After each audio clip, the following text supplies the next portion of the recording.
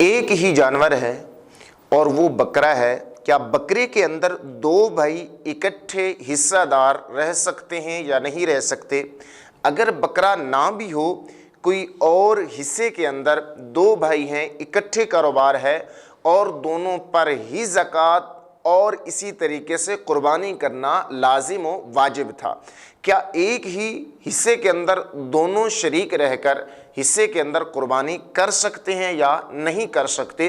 اس مسئلے کی وضاحت آپ کو بیان کر رہا ہوں۔ بہت سارے لوگ اس کے اندر اس مسائل کا بھی شکار ہیں اور اس مسائل کے اندر مبتلا بھی ہیں۔ میں آپ کو یہ بیان کر دوں کہ ایک حصہ جو قربانی کا رکھا جاتا ہے وہ ایک ہی شخص کے نام پر ہوتا ہے، اس کے اندر دو بھائی شریک نہیں ہو سکتے۔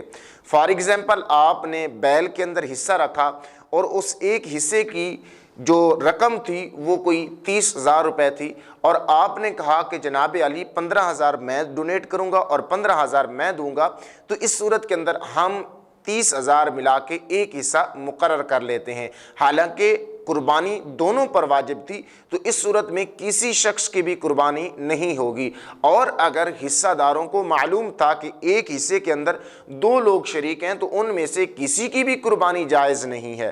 اور اگر کسی شخص نے بکرا خرید کیا اور دو بھائی ہیں، بزنس پارٹنر بھی ہیں اور اکٹھے بھی رہ رہے ہیں، ان کا کام کاج اور تمام معاملات اکٹھے ہوتے ہیں، تو اس صورت کے اندر اس نے کہا جناب علی ایک بکرا خرید کرتے ہیں 50-60 ہزار روپے کے اندر، اور پھر ہم اکٹھے ہی اس کی قربانی کر لیں گے، ہماری طرف سے قربانی ہو جائے گی۔ تو اس صورت کے اندر جس کے نام پر قربانی کی جا رہی ہے تو اس کی طرف سے ادا ہوگی، اگر اس نے کہا کہ یہ میری طرف سے ہے۔ اگر اس کی بھی نیت تھی اور دوسرے بھائی کی بھی یہ نیت تھی کہ جناب علی کہ ہم دونوں نے اکٹھے ہی یہ قربانی کی ہے، تو اس صورت کے اندر آپ میں سے کسی کی بھی قربانی نہیں ہوگی اور آپ دونوں گناہگار ٹھہریں گے۔ امید ہے کہ آپ کو یہ مسئلہ سمجھ آ گیا ہوگا۔